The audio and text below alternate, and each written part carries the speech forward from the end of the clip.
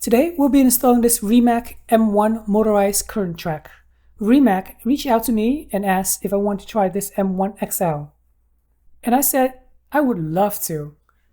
In this video we'll go over installation. We'll definitely share some tips I found out along the way, using it, and finally my overall impression. Spoiler alert, I love it.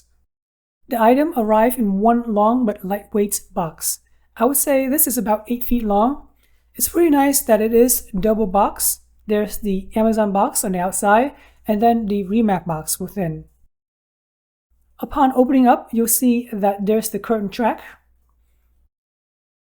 the remote, the manual, some small pieces, more small pieces. These are the XLC accessories. I opened the box already. Label number 10 and number 13. For XLS, there's the 12, 9, and then finally the power adapter. Label number 4, which is the USB-C power cord. All of the items are labeled accordingly with numbers, so installation was a breeze. The XL track was about 90 inches long out of the box. I need to extend it all the way to 111 inches to cover my whole wall.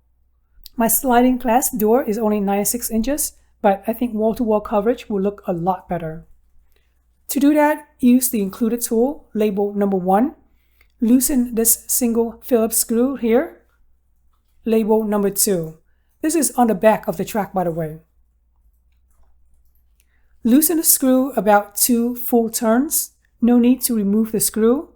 Then you can extend the track to your desired length. I cheat a little bit by using a cordless screwdriver to make this whole installation a lot faster. Now that I'm at the desired length of 111 inches, I'm just going to tighten the number 2 screw by using the included tool. I could use the cordless, but I'm afraid it might be too strong and puncture the screw all the way through. That's why it's a good idea to use your hand to tighten the screw down. Flip it over. On this side, you'll see number 3. Remove the 2 Phillips screws right there, 1 and 2. We need to release these 2 because we need to make some adjustments. All the way on the left-hand side, you'll see that this piece right here is way too far apart from these curtain hooks. Slide the leading hook all the way to the left-hand side so that it's closer to all of these hangers. Now let's go back to the right-hand side.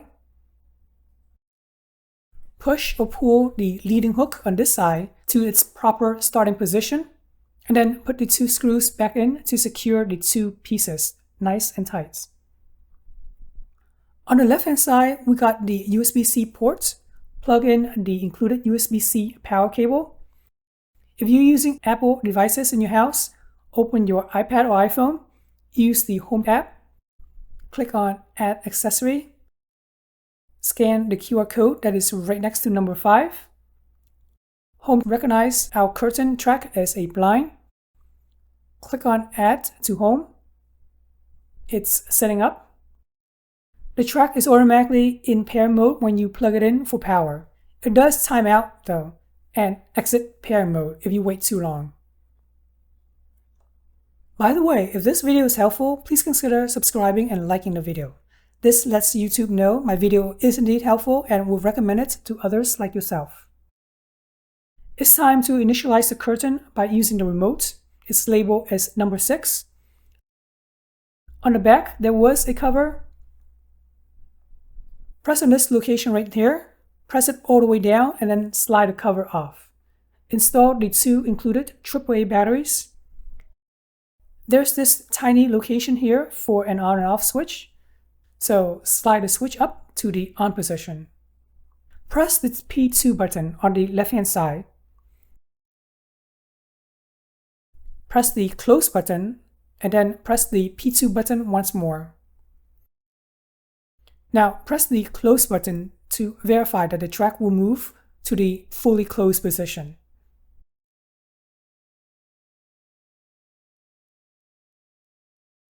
That's good. That's the closed position. And now let's click on the open position on the top to verify that that's working as well.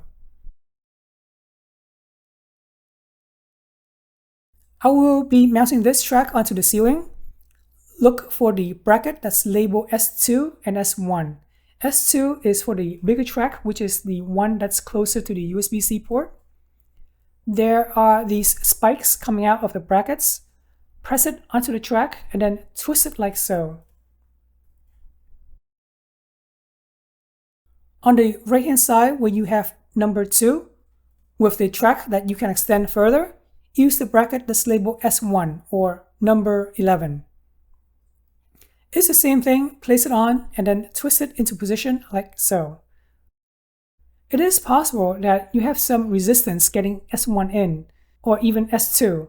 If so, you can use a hammer to tap it a little bit to get it into position. To install the curtain onto the ceiling, you will definitely need 2 people. One on this side, the right-hand side, and another person on the left-hand side over there. Press it up onto the ceiling. Mark where the 2 holes are. 1, 2. Mark with a pencil and then drill directly into the ceiling. If you don't have wood studs behind the sheetrock, like I do, then use the provided plastic anchors. Press the track onto the ceiling, mark the holes. There should be at least 4 holes. Take the track down, drill a pilot hole to insert the plastic anchors that were provided. Next, get onto the ladder again. Press this up against the ceiling, then screw it into positions. I already have mine done, which is 1, 2 on this side, and another 2 on the other side, the left-hand side. With the track installed onto the ceiling, it's time to install this plastic piece labeled number 14. This is totally optional if you want to have the curtains press up against the side walls. If not, the curtain will end somewhere here, which is about 4 inches away from the side wall. I found out if you're going to install this plastic piece, it may be best if you install it while on the ground first. Then install the track onto the ceiling. Otherwise, as of right now, it's very hard to squeeze this plastic piece in. I already did mine, which is about half an inch away from the wall, and it was very tight in there. On the left-hand side, this box is the motor itself. There is no battery within. If you ever have to replace the motor, then press on this button right there and slide it straight down. For the remote, it's pretty nice that they include a bracket labeled number 15 for you to mount onto the wall like so. Double-sided tape is included. Stick it onto the wall, then stick the bracket onto the double-sided tape. The remote easily slides in or out if needed. Personally, I'm not going to use the wall mount. I'm just going to leave it on my nightstand, and that's more than good enough. Taking a closer look, there are other buttons, not just open and close. There's the stop button to stop at any time. You can partially close it as well. There are 4 ways to open or close the curtains. First, via the remote, as you saw in the intro. Second, use voice assistant like Siri as seen in the setup earlier. Third method is manually pull on the curtain. Gently pull on the curtain in the direction that you want, and the motor will do the rest as seen here. The motor is very quiet. For something so small that can move heavy curtains, I'm amazed that it's so quiet. A lot quieter than the previous motorized shades from another company.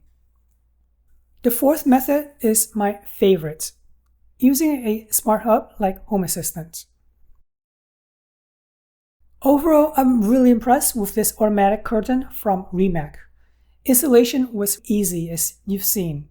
All of the parts were labeled accordingly. Will there ever be a model that pulls to one side? At this time, no. I was afraid the unit would be useless if the motor dies or inoperable during a power outage. Remac said you can still operate by manually pulling on a curtain to open or close, so that's good to know. Where to buy a replacement motor? As of now, there is no motor being sold on Amazon. There are some accessories though, as seen here. M1 has a 3-year warranty for the complete unit and a 5-year warranty for the motor. After the warranty period, the complete unit would need to be purchased again. Returning customers can receive an additional repurchase discount. Alright, hopefully you found this video helpful. I really appreciate you guys subscribing to my channel, liking this video, and thanks for watching.